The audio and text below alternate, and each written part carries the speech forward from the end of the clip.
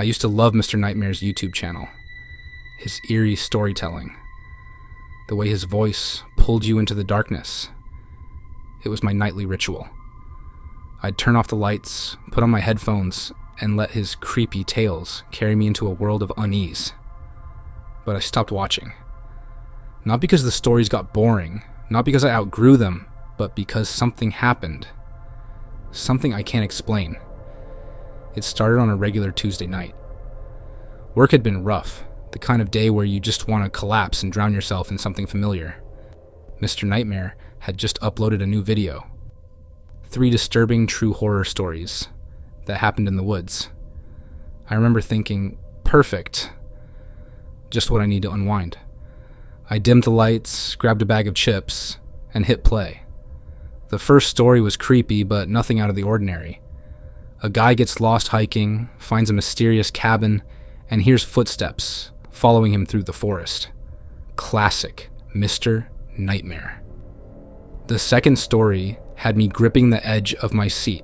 Something about a camping trip gone wrong, and a shadowy figure watching from the trees. But it was the third story that made me freeze. Story 3, Mr. Nightmare began, his voice calm and steady, takes place in a small town just outside Seattle, Washington. The storyteller, who we'll call Mark, described how a seemingly innocent obsession with creepy YouTube videos took a sinister turn.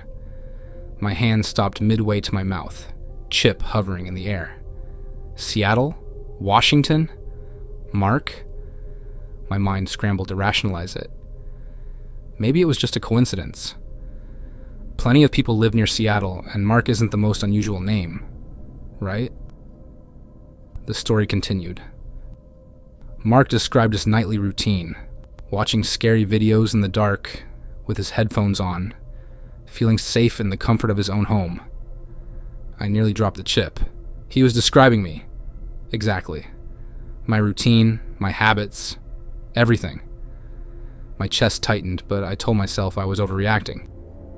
Then, one night, Mr. Nightmare said, his voice taking on that ominous edge. Mark heard something strange. At first, it was faint, a soft tapping sound that seemed to come from the walls. He brushed it off, thinking it was just the house settling. Tap, tap, tap. I froze. The sound wasn't in the video. It was in my room. I yanked off my headphones and whipped my head around. My heart was pounding so hard it drowned out everything else. But the room was silent now, the kind of silence that feels too heavy, like it's waiting for something to happen. I pressed play again, desperate to hear the rest of the story. But the tapping didn't stop, Mr. Nightmare continued. Every night it grew louder, closer. One night, Mark swore he could hear it coming from inside the closet. My eyes darted to my closet door. It was closed, but I swear I could feel something behind it. My brain kept screaming that it was just a coincidence, just a stupid story. But my body refused to believe it.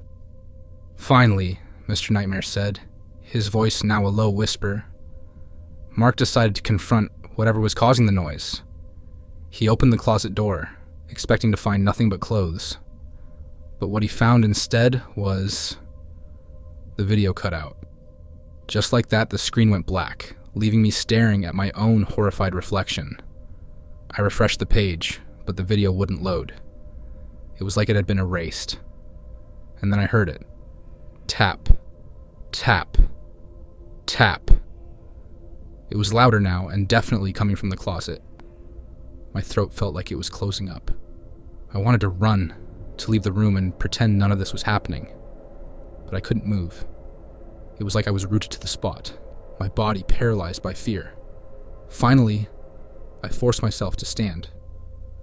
My legs felt like jelly as I walked toward the closet, each step heavier than the last. My hand shook as I reached for the doorknob. I yanked the door open. Nothing. Just clothes, hangers, and the usual mess. I let out a shaky laugh, relief flooding through me. Of course it was nothing. Just my imagination playing tricks on me. But then, as I turned to leave, I noticed something. At the very back of the closet, behind a pile of old shoes, was a small crumpled piece of paper. I don't remember putting it there. I reached down and picked it up, my hands trembling as I unfolded it. Scrawled in jagged handwriting were 4 words: "Stop watching. He knows." I didn't sleep that night. I didn't watch another video. And I never opened that closet again. So, yeah. That's why I stopped watching Mr. Nightmare. Because some stories aren't just stories, and some taps aren't just the house settling.